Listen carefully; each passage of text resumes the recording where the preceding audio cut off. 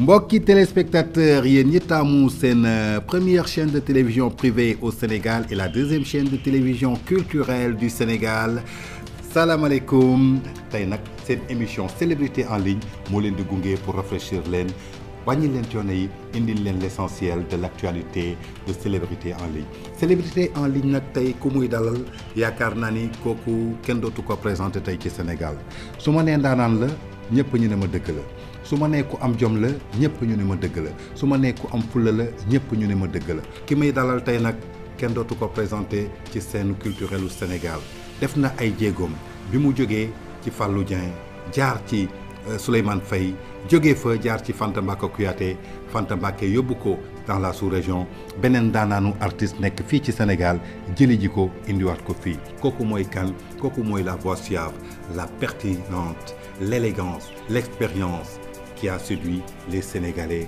kooku la ñuy dalal tey fii ci suñu 16 danaa la képp ku am loo wax ak askan bi rek célébrité en ligne dina la dalal kon sama gan exil toog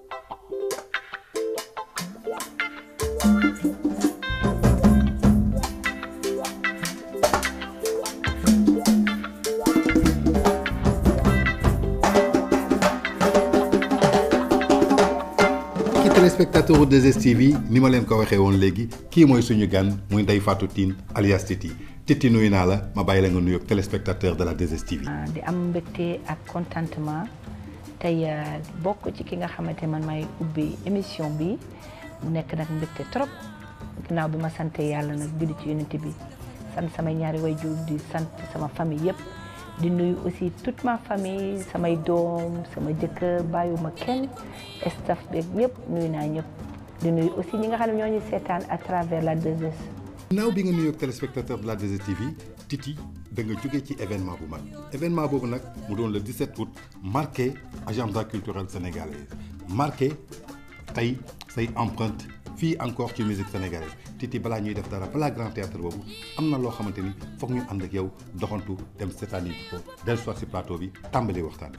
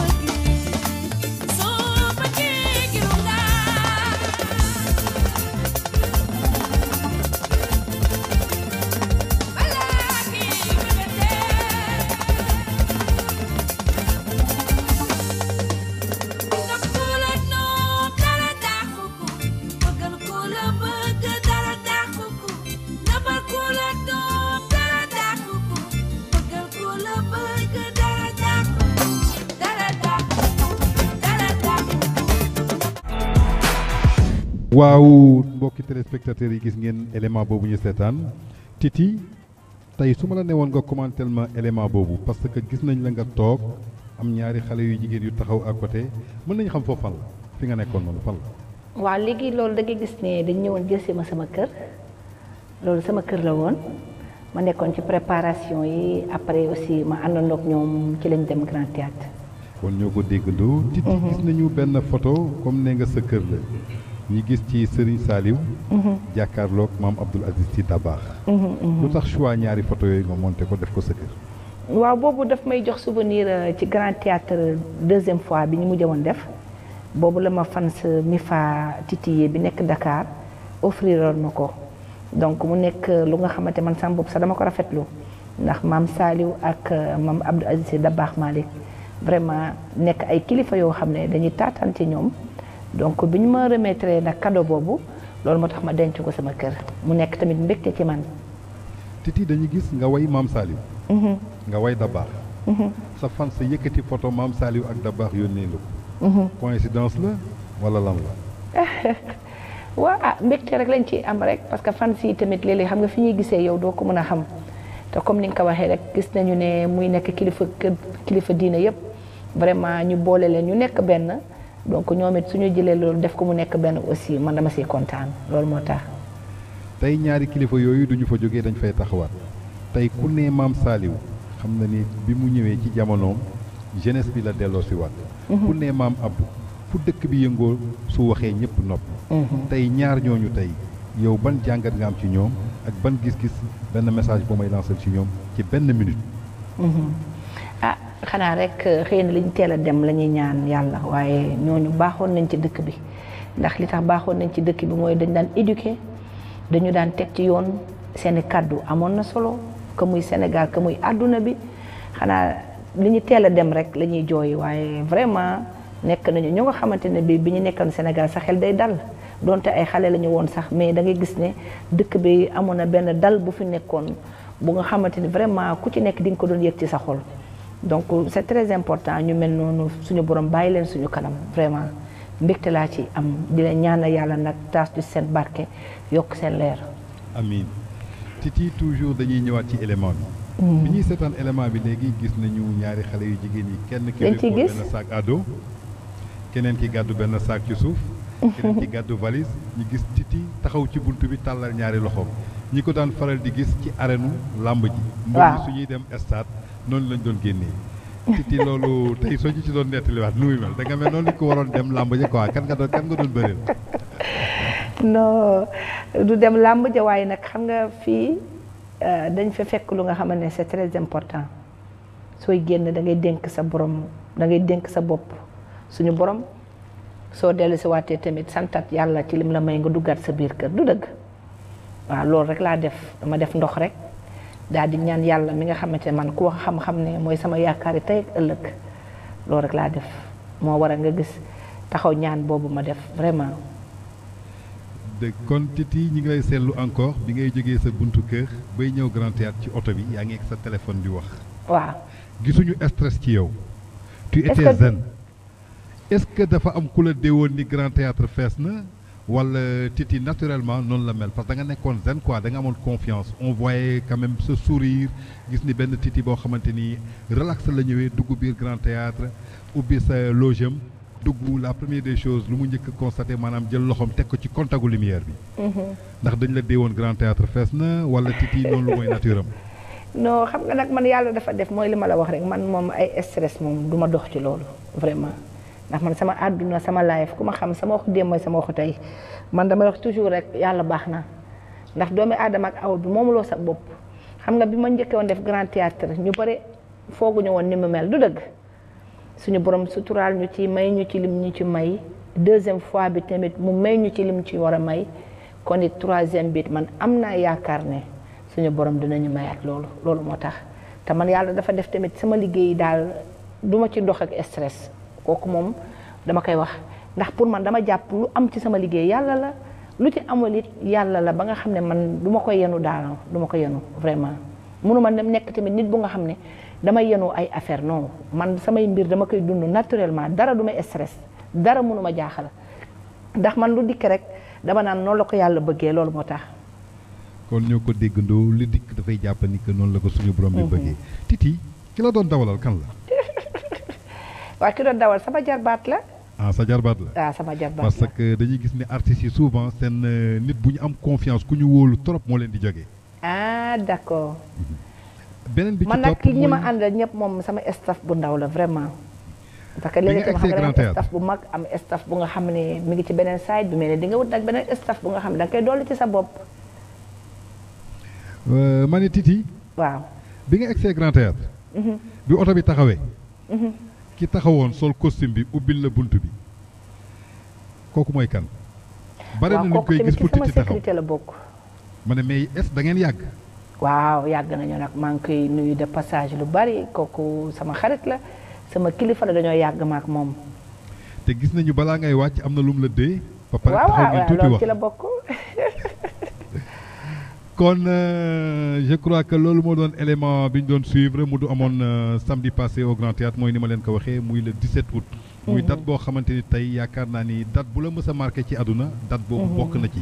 lu tax mu bokk ci nee naa leen il n'y a jamais 203 c'est la troisième fois que tu réussis l'exploit au Grand Théâtre muy benn salle boo xamante ni c'est mythique képp kuy artiste di yeewoo Sénégal rêvé nga pour dem fa te ñu fay dem di jànkonteel ay coono di jànkonteel ay jafe-jafe yow nga dem fa première fois yàlla defal la ci ndam macha allah nga ñëwaat fa deuxième fois ñëpp naan dina am ak du am yàlla wanewaat exploit delloowaat fa loxom troisième fois fi ñëpp yaakaarul woon dara mu doonoon benn bés boo xamante ni yaakaar naa ni amoon yeneen artistes yu mag aussi doon joué ci yeneen bërëb ñëpp tiitoon ñëpp dem tabaski ji Titi nga ñëw à 22h feesal Grand Théâtre ce public macha allah ñëpp kontaan sañse ba pare Titi yéeg ci plateau bi à 23h maanaam lu rare joxe presque 3h30 minutes de concert de spectacle et de son et de lumière ñu ngi la ciy jaajëfal di la féliciter di la remercier bu baax a baax.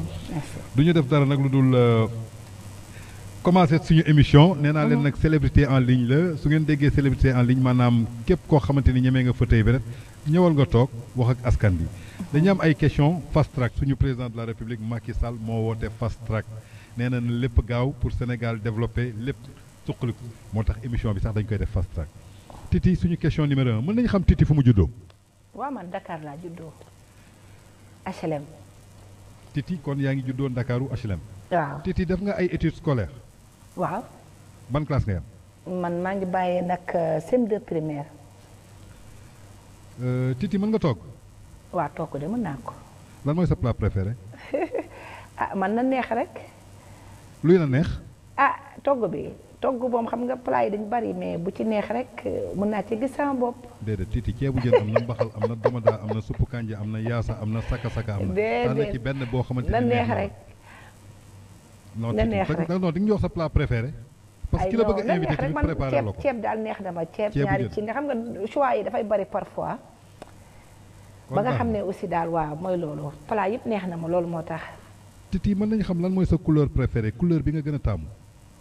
waaw man nag couleur nag dina xaw a jafe tuuti parce que man j'aime bëgg naa lu noir bëgg naa rose bëgg naa aussi di blanc mais blanc bi duma koy farataal trop parce que xam nga blanc dafa gaaw a tilim te bokk na ci couleur yi ma gën a bëgg mais comme dafa gaaw a tilim donc je préfère jël noir mauve jël comme rose bleu aussi neex na ma. en tout cas ñetti couleur nga tànn te benn laa laaj. te benn xaw ma la ci gënal. noir rose blanc. waaw bleu neex na ma noir neex na ma wala rose vraiment. waa léegi ñett yooyu doo ma ci tànnal benn ma xam Titi. ah waaw kon nañ jël rose rek. kon d'accord rose mooy couleur préférée am képp kuy fan Titi xamal ni rose mooy couleur préférée am. Titi. waaw su ma la joxoon léegi 400000. waaw lan nga ci mën a réaliser. 400000. waaw ma teg jël 400000 rek teg ko sa loxo ma ne réaliser ma ci dara. non non 400000 da nga may defal distinction bi 400000 lan. non CFA 400000 wala francs CFA ma million yor 400000 francs CFA dama ne Titi am 400000 a ngi nii loo ci mën a réaliser. 400000 francs CFA. waaw su ma la ko joxoon léegi fii nga toog nii sa xel lan lay njëkk xalaat lan nga ci war a njëkk def. ah loolu de su ma ko yoroon nii. nii de mën naa ko yóbbu seet jumaa boo xam ne ñu ngi koy tabax.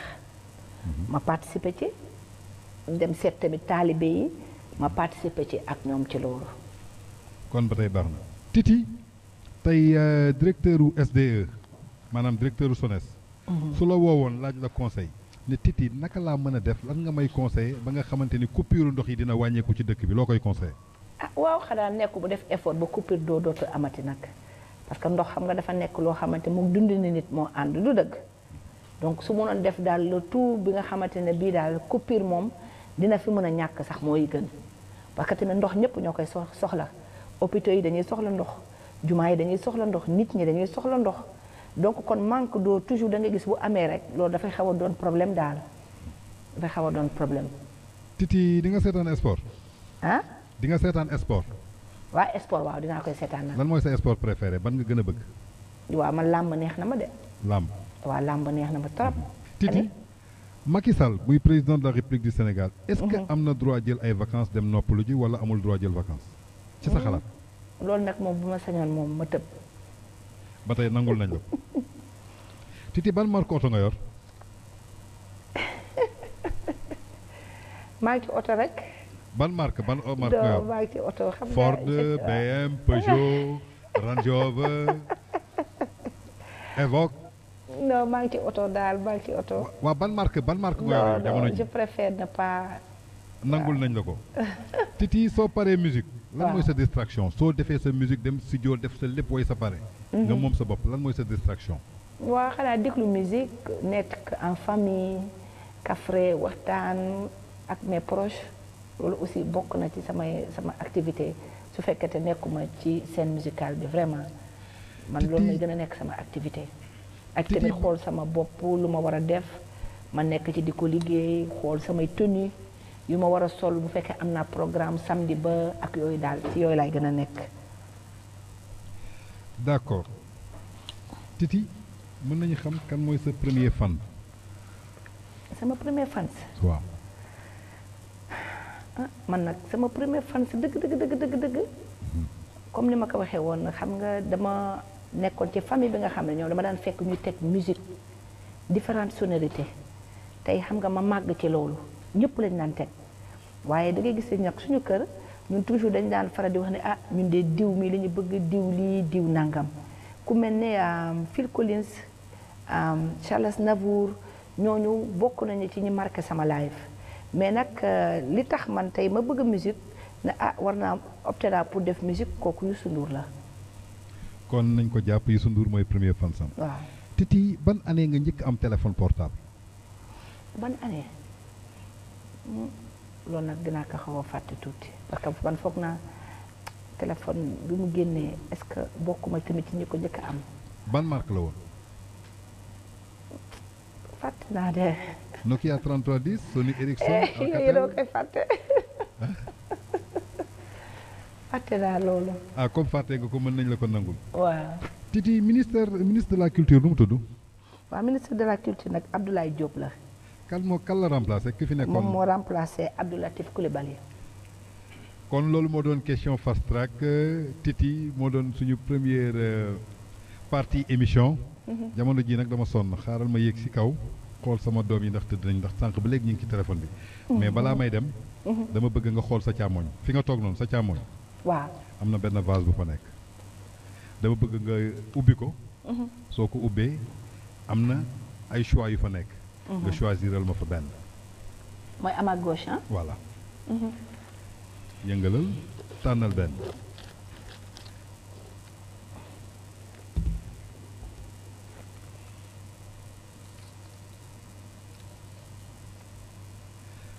tiimale ko caméra bi. kooku mooy kan. Johnny Hallyday la Johnny Hallyday. xam nga souvenir dafa neex muy fàttaliku. le temps que ñuy jël benn pause. waa régie tegal leen ñu Johnny Hallyday. Titi. waaw.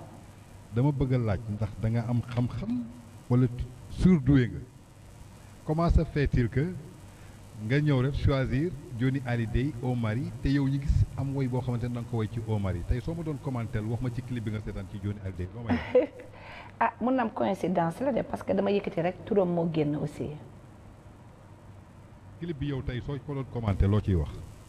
waaw mooy comme li ma waxoon rek ci àdduna nii la parce que clip bi tey boo ko xoolee mi ngi mel ne day wax affaire guerre xeex ak yooyu du dëgg affaire fitna te boo dee xool àdduna nii la aussi maa ngi ciy way pour nit ñi gën a delloosiwaat seen bopp ci yàlla nit ñi bàyyi xel ci xale yi ak li jot a jaar Sénégal jaar ci yenn dëkk yi donc kon loolu rek méngale na ak àdduna nii la Johnny Hallyday aussi yàlla def man dama ko mës a bëgg à travers morceau bii nii parce que morceau bii maa ngi ko njëkk a déglu studio Demba Dia yàlla def may voyager ci avion bi ñu tegaat ko rek ma jug donc mu nekk ku nga xamante dañuy doon bàyyi xel si moom mu def ci musique nag lu nga xamante ne bi tey permettre nañu ñun aussi ñu gën a bëgg musique loolu moo tax.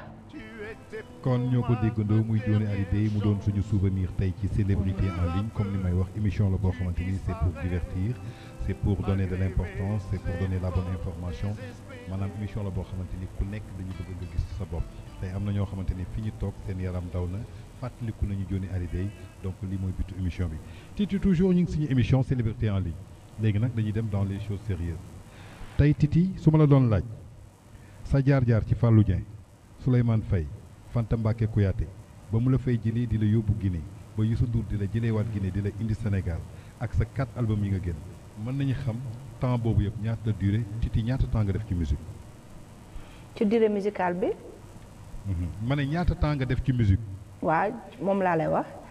boo dee xool parce que man sama carrière bi ma jógee da ngay gis ne album bi ma mujjee génn nii sax moo nekk sama 4e album donc mun nañ ne 10 ans la 15 ans la parce que bi may nekk ci ñoom boobu temps jëlaguma woon sama yoon carrière musicale bi nga xam ne pour man lay doon c'était pour ñu découvrir ma moo waraloon ma nekk ci Fanta Mbacké bi ma nekk ci Fanta Mbacké aussi ma liggéey ak Demba Dia Souleymane Faye comme ni nga ko expliqué yooyu yëpp mu nekkoon nag ay yoon yi nga xamante pour man war naa faa mën a jaar wane ci sama bopp d'abord pour xëy na suñu borom ëllëg dina ma def ma nekk artiste bu mag ci digg dëkk bi loolu moo taxoon waaye nag it nga gis tamit loolu it suñu borom sottal na ko parce que bi ma jaaree ci ku mel ne ñoom aussi may dem bu tayee maa ngi ci Fanta Mbacké suba Fallou Dieng Salam ba yàlla def sama yoon tey ni ma nekkee artiste. Titi. nee nga 10 ans 15 ans ku nekk xam na ni 10 ans mbaa 15 ans du 10 minutes du 10 jours showbiz nu mu méttee. 10 ans yooyu ak 15 ans yi Titi naka nga dundee showbiz bi yan jafe-jafe nga ci dajeel tey ba egsi fi nga egsi.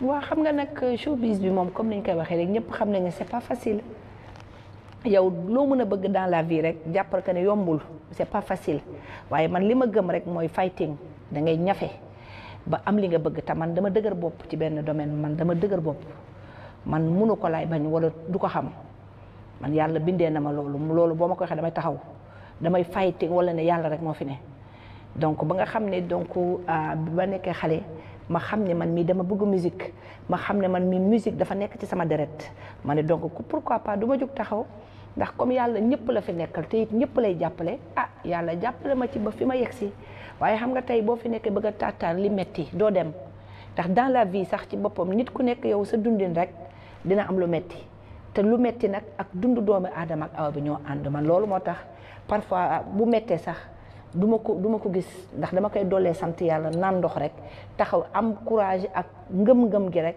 ne suñu borom dina ma jàppale man loolu moo tax. yi tey est-ce que mën nañu xam ban chanson ban way nga génni nga xam ne way bii kat poussé na sama carrière. waaw mooy ku ne ak la yëngal billaay billaay billaay yoo bëggee xam nga boobu laa njëkk a génne sama premier album boobu moom da ngay gis ne bi mu génnee nag vraiment Sénégal àdduna bi yëpp dañ ko accueillir moom laa njëkk a génne aussi moom moo ma njëkk a lancé vraiment muy mbëggeel. Titi dañuy ñëw ci beneen question boo xamante ni mooy 3 questions yoo xamante ni VIP People moo ko posé surtout VIPpeople.net Titi ñu gis ni que à 22h samedi bii ñu génn le 17 août la salle du Grand Théâtre était bondée public bi nit ñi kenn amul foo toog foo sànni mbattu mu tàkk. ñu bëgg a xam lan mooy stratégie de com Titi vu que weer yi ñu génn pour remplir Grand Théâtre dafa jafe woon ban stratégie de communication nga yor. waa xam nga liggéey bi moom man mooy li may wax rek man sama liggéey daal dama koy partagé rawatina aussi bokkoon naa ko ak Presse Art nga xamante ne mooy label bi ma delluwaat signé fa contrat mais aussi de mon côté man aussi liggéey naa ci ak ñoo xam ne comme VIP People boobu ngay wax ensuite dama waxoon ne képp ku nekk ci presse rek man Titi invité naa la pour nga ñëw jàpp ci bés bi parce que aussi seen doom seen rakk moo woote nga gis aussi VIP people aussi liggéey nañ ci anam bu am solo ñoom Pa Assane Seck aussi liggéey ci anam bu am solo ak tant d'autres aussi nga xam ne ku ci nekk tey jàpp na ci promotion bi ku mel ne la 2STV maa ngi leen di gërëm bu baax di gërëm aussi Sen TV jàpp na ci com bi presse bi yëpp laay gërëm di leen sant aussi parce que ñoom ñëpp tey ku ci nekk bésu Titi bi nekkoon na bés bu nga xam ne italoon na la du dëgg donc te événement aussi loolu la laaj nga jox ko ñi nga xamante ne bi vraiment am nañ ci expérience bi ñu liggéey ci li nga xamante ne vraiment àdduna yëpp mën nañ ci jot te loolu lañ def. mais stratégie de communication bi lan la xam nga nit ku nekk am nga stratégie. am nga façon gis nañ fi ñu bëri ku dëgmal événement rek da ngay créer buzz. maanaam créer dara ci yow pour am. mais ñi gis ni que Titi ba mu dalee def événement bi ba léegi amul benn buzz boo xamante ni bu négatif la amul dara lu ñu inventé. loo xamante ni dañ ko créer te teewul événement bi réussir na. ban stratégie nga opté yow. ah waaw man dama naturel nag man j'aime toujours lu may def daa mu naturel. man bëgguma yokk ci man lu nga xamante ne ëllëg daf may gêner que moo xam ci côté presse la moo xam ci côté ñi may liggéeyal la moo xam Prince Art ak sama staff ak lu mun a doon daal man dama leen di woon toujours que ne man dama naturel et damay bëgg li nga xamante moom moo naturel parce que boo dee dund li nga xamante moom moo naturel daf lay noppal te à l'aise te man foog naa ne ku ma xam-xam ne sama dundin sama waxin sama lépp loolu la man je fais li nga xamante moom laa yëkk li nga xamante lii je suis à l'aise man noonu lay doxee loolu moo tax aussi ci côté comme bi comme ni nga ko waxee les gens ont vu que ne dama ci naturel rek nit ñi aussi indi li nga xamante moo ci nekk naturellement loolu moo tax te aussi créer buzz pour événement lu jëm grand théâtre wala tey ngay def lu mel ne Bercy wala ngay def lu mel ne Doc Ousmane bëgg ci créer leneen aussi bu paree yow tu te retrouves avec et man j'aime pas ça man daal j'aime vraiment lu may def mu naturel parce que nit ñi koy yëg mooy tax doomi aadama ak awa yi kenn mun leen nax bëgg a def benn événement bi rek tax nga créer fi lu nga xamante ne fait pas partie de toi man daal yooyu man bëgguma ko loolu moo tax. kon ñoo ko déggandoo def lu naturel man de sopp naa lu naturel soppoon naa la bëggoon naa la waaye soppaat naa la ndaxte li nga gën a bëgg naturel.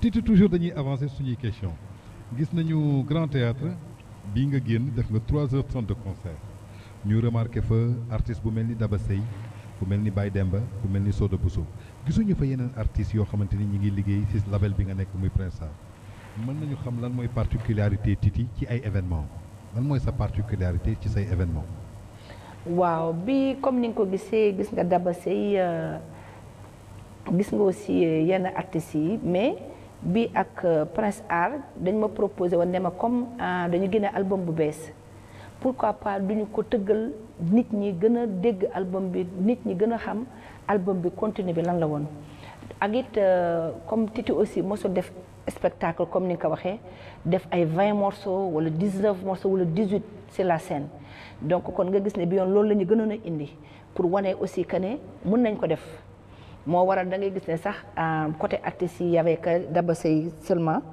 barewul woon noonu sax que yenn artistes yi tamit mais n'empêche ku ci ñëwoon it man Titi dama lay yégal parce que ñoo bokk Sénégal musique bu benn la ñoo bokk ndey ñoo bokk baay mais aussi pour indiloon gars yi rek comme ni ma ko waxee woon son et lumière loolu moo tax. Titi jógee nañ ci ay questions VIP people mooy comme ni ma ko waxee célébrité en ligne dafay wër yenn site internet yi ñëpp si la ñu bokk nag dañuy tànn chaque fois ay site internet fii dañu demoon leeral seeti leen ñu am ay questions yoo xamante ni jox nañ ñu ko te bëggoon nañu ko tontu leen si muy waa leeral.net ñuy nuyu seen président directeur de passage Dame Dieng waa leeral ñoo laajte nii ñu ne est-ce que retour Titi Prince Art sentir nañ ko hors de ces dernières soirées ci Grand Théâtre su dee waaw naka la qu'est-ce qui a été l'innovation de taille dans cet événement.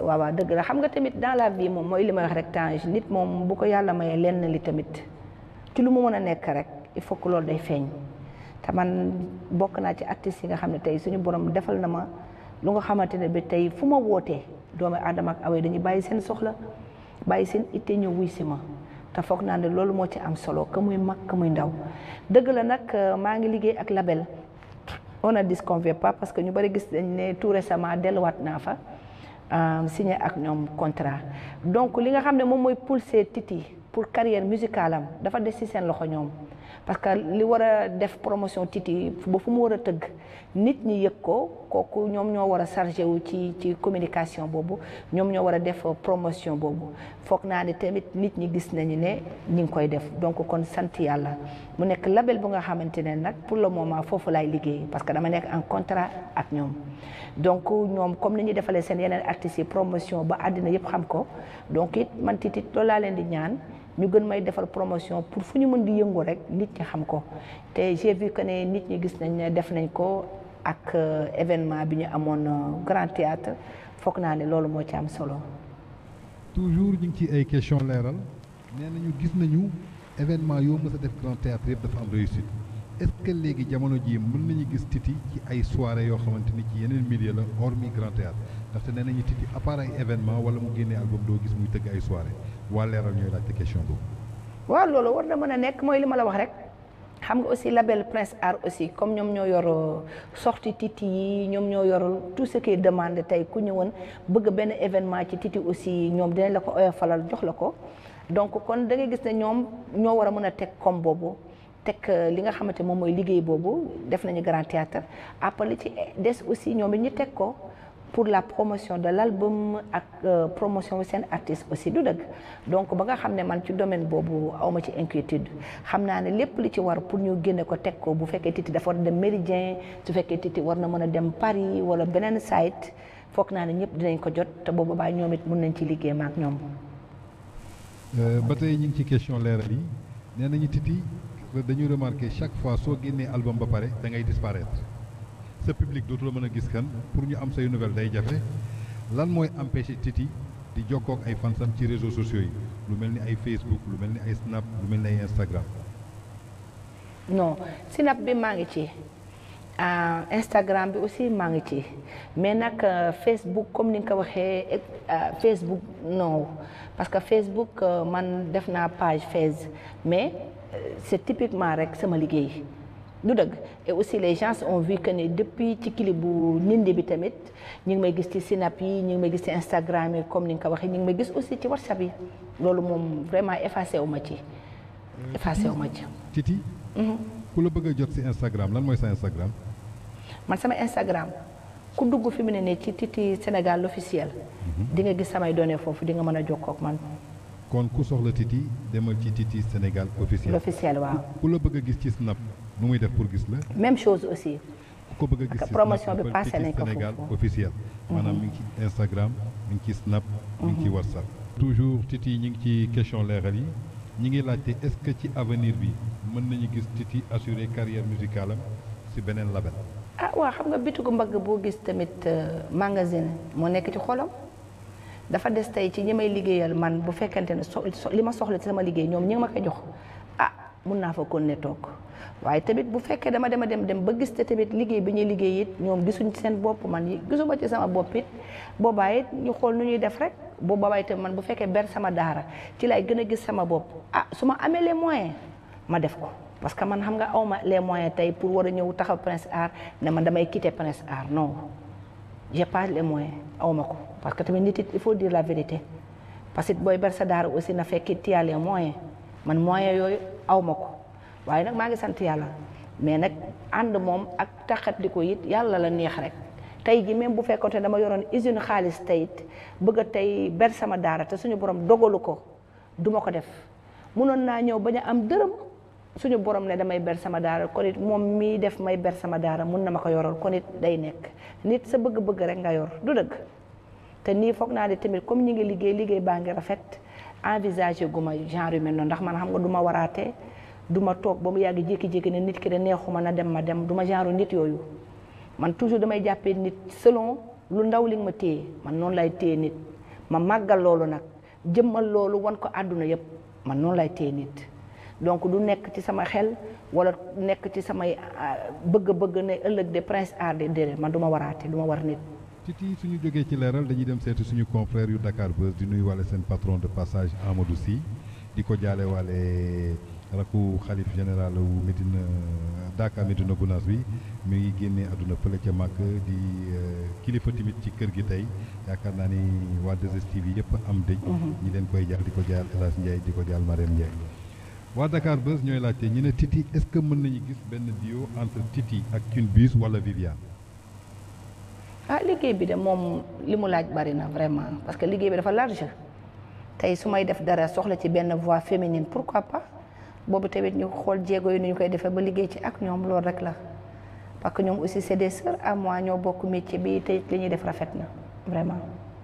toujours ci Dakar Buzz ñi ngi laajte Titi nee na ñu kañ la sa tournée internationale kañ ngay waajal tournée internationale.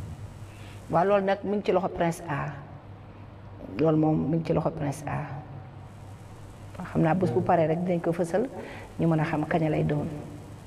toujours ci question Dakar Buzz nee nañu Titi biñ la gisee Grand Théâtre ak sa 3 tenues yoo xamante ni macha allah ñëpp apprécié nee nañu est-ce que Titi nekkul di tontu ñu doon critiquer style vestimentaire am waa Dakar Buzz ñooy laaj loolu.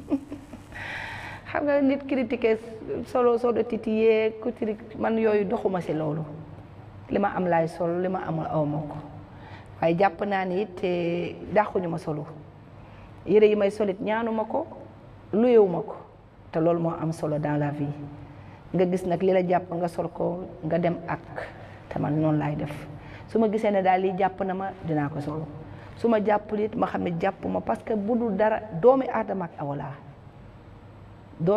ak awala damay sol li nga xam ne loolu laa am vraiment donc ñoom ci seen bopp bu ñu demee ba gis ne Titi de li mu sañ sa nangam sant yàlla rek.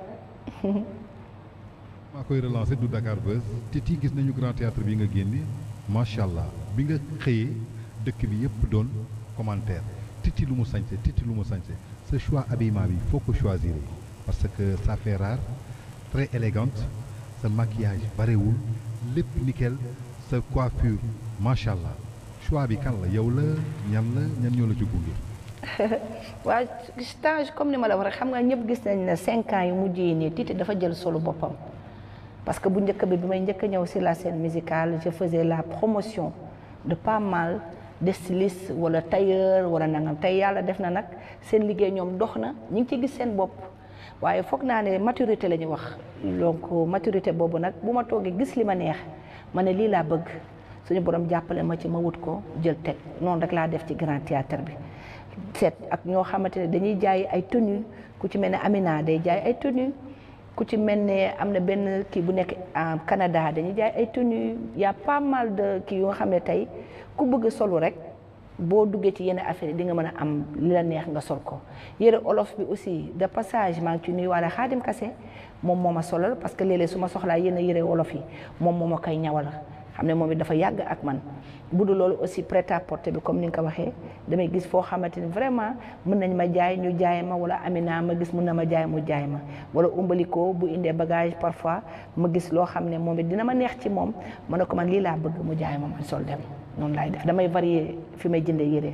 xam naa ni daal fii ba 2019 di jeex ku fi sol taille basse jarul nga koy wane ndaxte Titi wàccee na taille basse yi ku fi sol robe de soirée Titi wàccee na ko c'est bleu macha allah. loolu xale yi wax de xale yaa koy wax de moom la nit ñi di coow te kenn noppeegul te gis nañu sax ñu ci doon wut buzz di ci jéem a créer mais ñu fële la Titi toujours dañuy dem suñu émission muy naan célébrité en ligne comme ni mu leen ko waxee c'est sur la 2STV c'est l'émission d'innovation l'émission de taille. damay dem seen sama confrère yu Sans Limites yi ma ciy nuyu seen patron di directeur général bi Yankoba Sané waa Sans Limites ñooy laajte nee nañ Titi est-ce que am na ay chanteurs yoo xamante ni ñoo influencé sa carrière. waaw loolu tey su ma ko dee lim nag duma fi jug loolu moom ça fait partie de moi parce que comme ni ma la waxee rek man sonorité yëpp a ma neex man ñëpp lay déglu ku ma xam ak ku ma xamul. mun naa ne daal suñu borom forgé na ma si domaine boobu vraiment ñëpp lay déglu surtout nag musique moom bu neexee mun naa bañ a xam ki ka way sax mais dama koy déglu loolu moo tax. ma doon tànnal ñetti artistes yoo xamante ni influencé nañ ko ñett donc laa soxla nga limal ma ci. xam naa ni bari nañu mais tànn ci ñett. ma tànn ci. ñetti artistes yoo xamante ni influencé nañu sa carrière. maanaam seen loxo dugg na ci sa carrière. ñoo xam dama leen xam seen loxo dugg sama carrière. waaw. boobu nag temps dina xaw a difficile de. parce que man nag comme bi may ñëw Dakar fii bi may am production ak Juloli xam nga boobu Youssou moo ma indi woon. mais sama rapport ak rakkam yi ñu produire ma sama premier album deuxième bi ba ci bi ñu mujjee génne nii muy ndindi bi muy 4 album mais xam nga comme label la aussi doo doon mën a jug rek dem ci beneen célébrité wala yooyu mu dugal loxoom ci sa kii du dëgg. kon ba tey mën nañu jàpp Youssou Ndour bokk na ci artistes yu influencé sa carrière. mën nañu jàpp ni Youssou Ndour bokk na ci artistes yu influencé sa carrière. ah mais bien sûr parce que moom aussi sama talent gis na ko depuis bi ma jógee Sénégal dem Guinée Conakry ci la ko gis bi mu ñëwee fekk ma foofu ci la ma ne ñibbisi la dinaa la jàppale ci sa musique produire la ah bi ma ñëw aussi mettre na ma en rapport ak rakkam yi ci la signé ak ñoom contrat mooy 4 albums yi ma génne mooy 4 albums yi ma def. kon d'accord toujours ñu ngi ci question sans limite yi. ñii waa sans limite nee nañu gis nañu souvent da ngay woy ci thème. nee nañu lan mooy sa but lan mooy sa objectif ci thème soo koy bind. sooy bind woy yu thème yi. lan moo ciy sa objectif waaw woy thème nag dafa am solo Tange parce que li tax mooy dafay soppi lu bari tey ku ci nekk bu dégloo woy bi mën na ci gis boppam ku nekk su woyee boo woyee mën na ci changer moo xam comportement moo xam jëfi nag lu mun a doon ndax woy dafay jéggi frontières yi te tamit woy ak ku ci nekk ci lim la fekk man dem na benn émission bu nga xamante ne bi benn waaye woote na fa xamal ma carrément ne ma am na sama benn morceau bu nga xam ne moom bi mu ko dégloo da cee gis boppam tellement que nee na jour boobu moom bi mu buggee woon jug doxi leneen nee na dafa changé nee na bés boobu moom la soppeeku commencé di dox ci lu baax kon nga xam ne way tem am na sens te dafay gindi nit ñi rawatina ñun xale yi way bu am tem dafa am solo loolu moo tax. kon yaakaar naa ni waa sans limite am nañ seen réponse toujours ñu ngi ci sans limite point com nee nañu Titi selon yow yan qualité la waykat war a am surtout waykat bu jigéen. waaw qualité nag xam nga dina xaw a gauche man ma wax ko parce que jigéen laa te man comme li ma la waxee dama xaw a effacé wu tuuti ci domaine nit du ma dugg ci vie privée jàmbur la façon bi nit di comporté woo sama yoon nekku ci dama jàpp rek que ne lu waay def boppam waaw sama bopp xëy na laa mën a wax mais damay mal placé wu pour donner nu nit ko war a mën a mel ku ci nekk noo mel yow la engagé vraiment. mais Titi yow est-ce que faa nga sa bopp. ndax faa naa sama bopp. waaw. ah waaw war naa mën a faa sama bopp comme ni ma nit ñi faawee war naa mën a faa sama bopp. sa jikko doy na la. ah. sa jikko yow doy na la. ndax sama jikko doy na ma. waaw. ay non loolu nag mënu ma ne sama jikko doy na ma. vraiment léegi wax ma say qualité yow. sama. say qualité wax ma ko. samay qualité. waaw. ci li ma jàpp di direct na du ma fen du ma jëw du ma sàcc du ma duglu sama yoon nekkul du ma wax ko jàmm du ma yéenewu ma nit lu bon aussi. man li ma yéene sama bopp laa yéene ñëpp. et je dis la vérité aussi je n'aime pas mentir.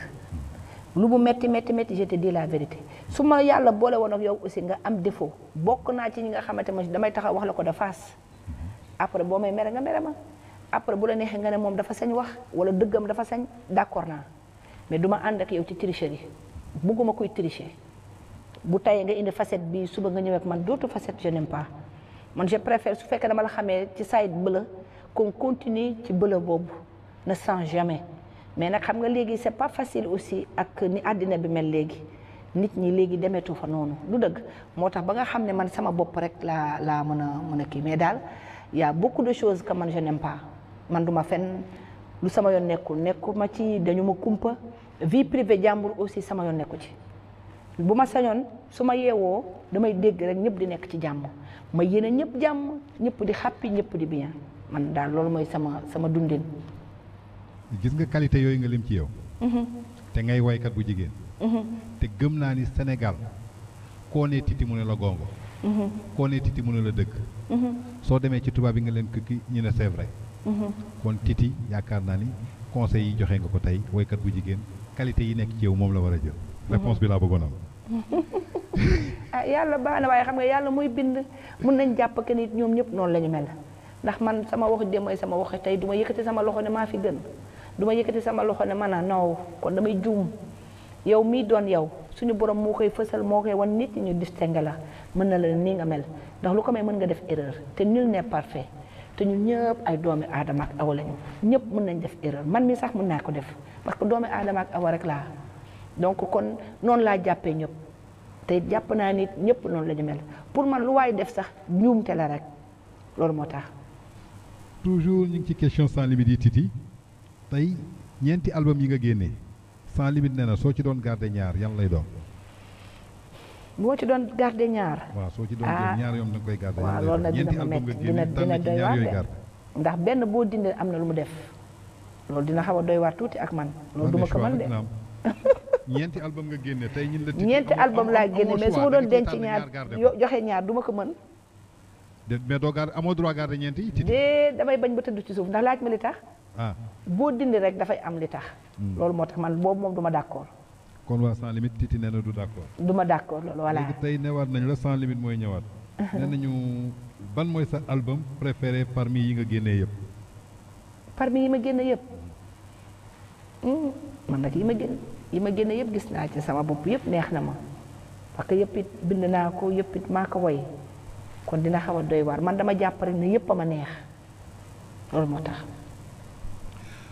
kon d'accord dañuy dellu si waat toujours ci vippeople.net nee nañu Titi jamono jii ñu toll nii génnee nga album Dindi macha allah ça explose partout à travers le monde ñu jógee fa nga dem à l'assaut du Grand Théâtre le 17 août mu doon salle boo xamante ni képp ku génnee album rek rêvé nga joué fa ba nga fa joué nga bondé ko su ma la nee bondé maanaam 1800 places la yow da nga fa duy 1800 places ba pare am ñoo xamante ne amuñu fu ñu toog ñu mujj taxaw lan mooy say projet à court terme ci daar yan projet nga taxawal. waaw nii nag moom xam naa dinaa wax ak Prince Art ñu def raxas parce que aussi comme def nañu Grand Théâtre bi war nañ ci mën a teg raxas nag mayaat ko melomaan yeeg ñi nga xam ne mënuñu woon dugg ak ñi fa nekkoon ak ñëpp. donc les autres projets aussi comme ni ma la ko waxee comme Prince Art aussi dañuy ménager wala seen artiste ku wootee bëgg programme Titi ñu valider la ko jox la ay date liggéey ci ak yow donc tout ce qui est événement moment bi nii mi ngi ci seen loxo. événement bu ma am rek day fekk na ñoom jëlal nañ ma ay date yëgal ma ko man aussi ma doog ko mën tasaare parce que aussi dama ko bokk ak liggéey bi ak ñoom te ci domaine boobu je veux pas devancer lu nga xam ne tamit wóoruma loolu moo tax. kon ba tey baax na Titi léegi-léegi ci sa biir wax dégg nañ la nga ne da nga xaw a effacé wu mën nañu xam Titi yan rapport lay entretenir ak yeneen waykat yi ak yeneen musiciens yi yan rapport ngeen di entretenir vu que tu es très effacé. waaw man nag bu fekkee daje naa ak ñoom ci plateau émission yi comme léeg-léeg ñu jël ñu concert yu nga xamante ne bi dinay am artiste bi yéeg kii wàcc man ci yooyu laay daje ak ñoom vraiment kaf ak ree man yooyu laa seex ak ñoom parce que te am na ci ñoo xam ne jotoon nañu invité ci lu jëm ay featuring ak yooyu ñooñu de temps en temps ma jokkoo ak ñoom téléphone ñoom it de temps en temps ñu woo ma pour kii yu rafet rek vraiment. ba tey baax na Titi. da nga def nga 15 ans de carrière tey mën nañ la boole ci ñoo xamante ni mën nañ leen tuddee yaay ci wàllu musique tey ban conseil ngay lancé à la nouvelle génération boo xamante ni ñi ngi soog a dugg ci showbiz di soog a dugg ci musique ban conseil nga leen di jox. ah waaw moom yàlla def na bu leen ci boolee tamit nañ ko liggéey rek parce que liggéey tamit ñafe la rek nañu taxaw fighting gëm lu ñu gëm. boole ko aussi ak éducation man sama waxi dem mooy sama waxi tey lu nit di def aussi na ci boole waale éducation parce que dina la dimbali dina taxit di nga gën a mën a xam fi ngay teg sa tànk waaye bu dul loolu musique kenn moomu ko ku ci mën a dugg rek mën ci participer def ko ku ci nekkit suñu borom def ko ci yewit def ko ndax musique dafa yaatu kenn moomu ko vraiment ku ci nekk daal bu mu ne ñëw rek na ñëw musique moom dafa yaatu. non Titi franchement parler dama bëgg nga tàccu sa bopp tàccul sa bopp rek bravo bravo bravo ndaxte mënuma laa indi sama kër indi sama chaise ma toll ci mbedd bi di wax ak yow boobu ba léegi nga may tontu te duma la teral xam nga dañoo nee teral tey nag man maa la bëgg a teral te ci teral boobu ma la bëgg a teral noonu yaa ngi jàkkaarloog benn pañe si sa kanam boobu ci digg bi waaw lu nekk gi ci bon wu restauration mi ngi ci bon wu jesner mi ngi ci bon wu massage mi ngi ci billet d'avion mi ngi ci bon wu séjour week-end hôtel mi ngi muy 5 léegi dama bëgg nga yëngal ko tànn ci benn man maa la koy teralee ndaxte question yi nga tontu moom ma teg la sama kër sànq ba léegi gisoo ma déggoo ma voilà yëngalal nag boo ci bëgg rek boo ci tànn rek yaay borom. ah bon xaaba jël bi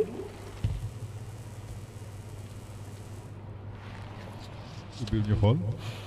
ubbi naa ko. Bionami bon de restaurant. Parigo bon de restauration Parigo. Titi nag yow da nga mel ni ku bëgg a lekk quoi. dama xamul ana séeréer rek bëgg a lekk. Titi Titi maa la may bon de restauration. une valeur de 25000. fële ca valeur de 25000 francs ñëw CFA. ak sa famille sa njaboot. oh ñëpp merci da ngeen di doxantu ndànk dem fële restaurant Parigo muy restaurant bu bees nag boo xamante ni mi ngi fii Foire maanaam ci côté gendarmerie Foire bi. suñu foofu la nekk doomu ndey Issa Ndoye moom ko muy restaurant boo xamante ni macha allah lépp loo soxla. am qualité am hygiène am perfection. Ndakaaru Njaay yëpp di fa riir di fa wuti. saa yoo pare jëlal njaboot ngeen dem reeri ji foofu maa leen may bon 25000 francs boobu. bravo à Issa Ndoye Parigo. parce que dama la wax loo ba nga sonn Titi. donc foog ma jox la cadeau. mais pour man nag da nga jógee ci Grand Théâtre séjour hôtel bi ngay jël. mais gis naa ni que reer bi nga jël. donc loolu moo doon sa cadeau du jour. toujours dans l'émission. xam naa ni Titi du ma la bàyyi dara lu dul nga am ay remerciements yooyu def parce que Grand Théâtre nga jógee.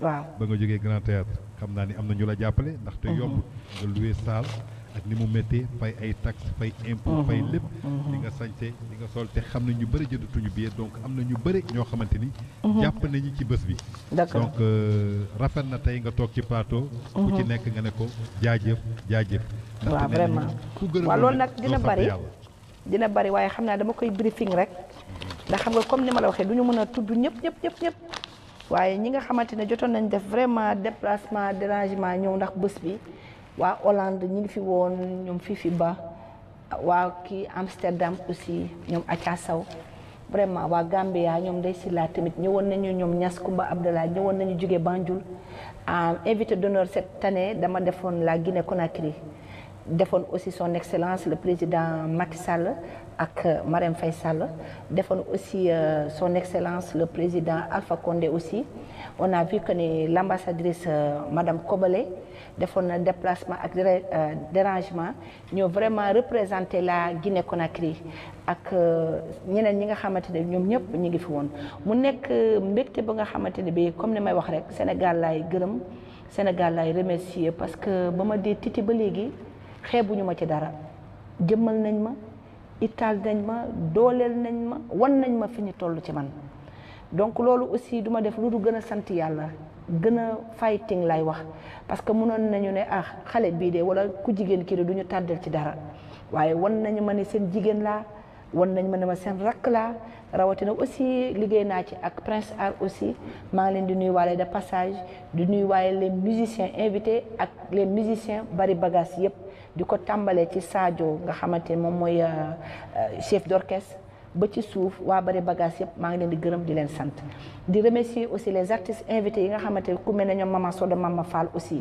ñëwoon nañu participer ci guddi gi ak d'autres musiciens yoo xam ne tamit woowoon nañ leen ñu participer ci guddi gi vraiment gërëm naa ñëpp di gërëm samay staff di gërëm aussi samay manager individuel ku mel ne Lamine Thiam aussi champion mi ngi Banjul ñëwoon na Alain Texera aussi mi ngi woon ci jour bi ñoom As Thiam ñi ngi ci woon ak staff bu ndaw bi nga xam ne tamit dama ko teg ñoom ñëpp du ma tudd seen tur waaye ñoom xam nañ seen bopp parce que genn wàll gi ñi ngi Paris mais ñeneen ñi ngi fii Dakar di nuyu aussi ñoom Boubacar Diamé MIFA diaspora bi ñoom Papi Pouy di remercier aussi MIFA Dakar bi nekk Dakar parce que ñoom it def nañ ci jéego bu nga xamante ne vraiment ñëpp a kontaan ñoom chui taxawal ci liggéey bu nga xamante ne bi Grand Théâtre bi jógee ñu taxaw ci bàyyiwuñu dara ku mel ne aussi Thierno Bousso nga xamante ne tenue yi musiciens yi soloon ci kaw scène bi aussi moom moo ma ci jàppale sama mag jooju bu sa baali seetaanu ma benn yoon Xaadim Kase tamit ñëpp gis nañu lu Titi di sol ci lu jëm ci yére olof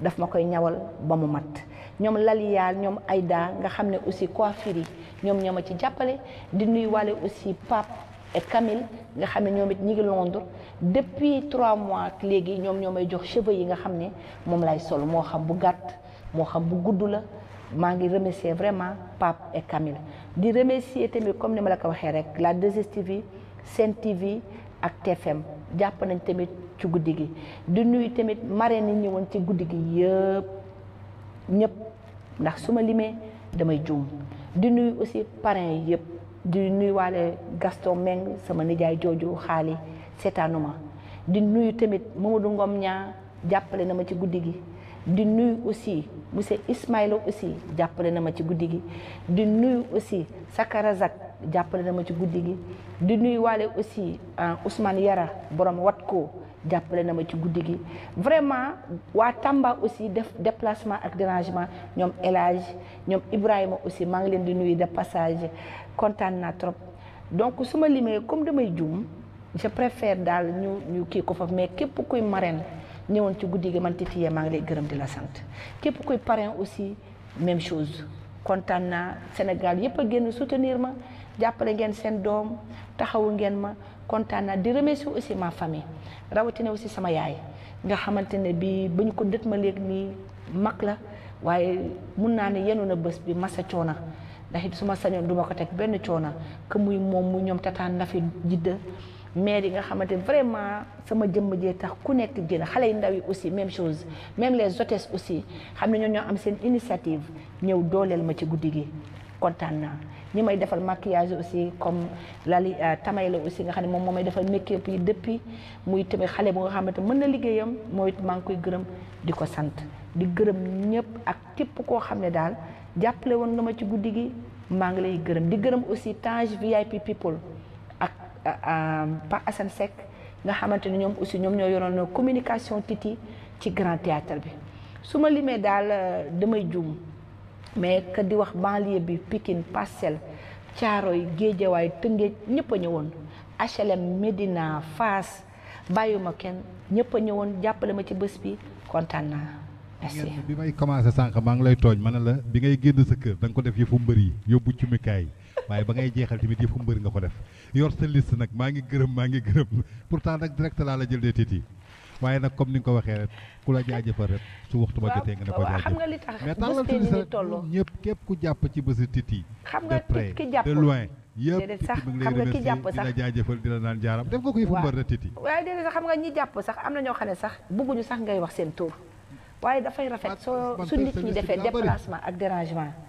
ndax sa jëmm dina rafet nga tund ko dafa rafet dafa neex te it comme li ma la waxoon rek man Sénégal nit ñi dañ ma bëggal seen bopp ci seen biir xol lañu ma def kon mënuma lu dul di leen remercier di leen jaajëfal loolu moo tax.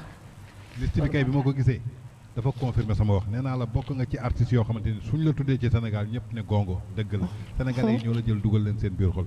Titi jaaraama du ñu def dara nag lu dul xam nga nag artiste bu fi ñëw. célébrité bu fi ñëw. programme bi ci topp yaa koy tànn. vase bi nekk à gauche ci sa càmmoñ. waaw génnee nga fa souvenir muy Johnny Hallyday bi ci digg bi jël nga sa cadeau.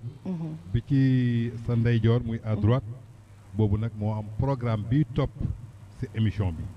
soo jógee émission bi ñu war a teg soo xoolee samedi passé Youssou Ndour mi ngi woon stade Tëngéej bi Wally mi ngi woon stade Assane Djigo bu nekk Pikine Titi mi ngi woon Grand Théâtre ñetti programme yooyu mi ngi ci pañe bi nekk à droite.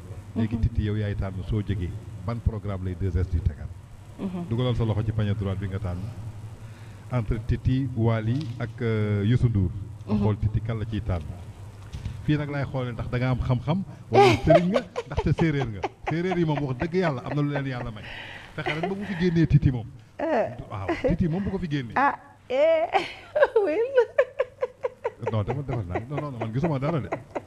Titi Grand Théâtre laa fi gis de. kan non caméraman foog nga zoom lii non lii mënul nekk. kon man am naa xam-xam non caméraman zoomal ma lii. non Titi Grand Théâtre dama dugg rek jël benn mais Titi Grand Théâtre. waaw moom laa gis non ça c'est du jamais vu. Titi est-ce que doo ma jël hors antenne après parce que man soxla naa la da nga yor ay bagages. non bagages yi moom foog nga boole ma ci mënoo toog fii ba pare tànnal sa bopp. te loolu mënul nekk. non gisoo commencement bi ma ñëw rek jàpp ci Johnny Hallyday kon nga war a xam ni tamit Grand Théâtre bi rek boo ci war a topp. du yaa ko tànn. waaw maa ko tànn de maa ko jëlee fi ci peñe bi téléspectateurs yi di la seetaan ci 2STV. neel bu kenn zappé nañu toog seetaan sa concert bi nga. waaw léegi comme ni ngeen ko gisee nag maa ngi wax àdduna yëpp bu kenn bougé toog leen seetaan Grand Théâtre ak Titi yi. kon ñoo ko déggandoo chers amis téléspectateurs de votre deuxième chaîne de télévision privée au Sénégal, la première chaîne de télévision culturelle. C'était le numéro 1 de votre émission Célébrité en ligne. nee naa leen émission la boo xamante ni bu bees tàq la innovation de taille, la révolution de la télévision, la magie de la télévision. C'est ici que ça se passe sur la 2STV. Nous vous donnons rendez-vous à la prochaine fois avec un autre invité képp koo xamante ni célébrité nga yaa ngi ci dëkk bi am looy wax ak nit ñi ñëwal chaise bi yow lay xaar muy émission boo xamante ni spéciale la yow kese yaay toog nga jàkkaarloog benn animateur boo xamante ni fantôme la kenn xamul fu mu nekk su ko neexee mu nekk ci mbedd bi ñëw seet si ko sa kër nga war a waxtaan ak moom mu nekk ci mbedd bi wala taxaw ci fenêtre bi di wax ak yow gaañi restez scotchés et regardez en direct du Grand Théâtre de Dakar Titi le 17 août c'est la révolution la magie l'expertise le talent la perfection c'est le triomphe de la musique sénégalaise par la voix magique de la lionne kookoy kan Ndeye Fatou Tine alias Titi bonne soirée.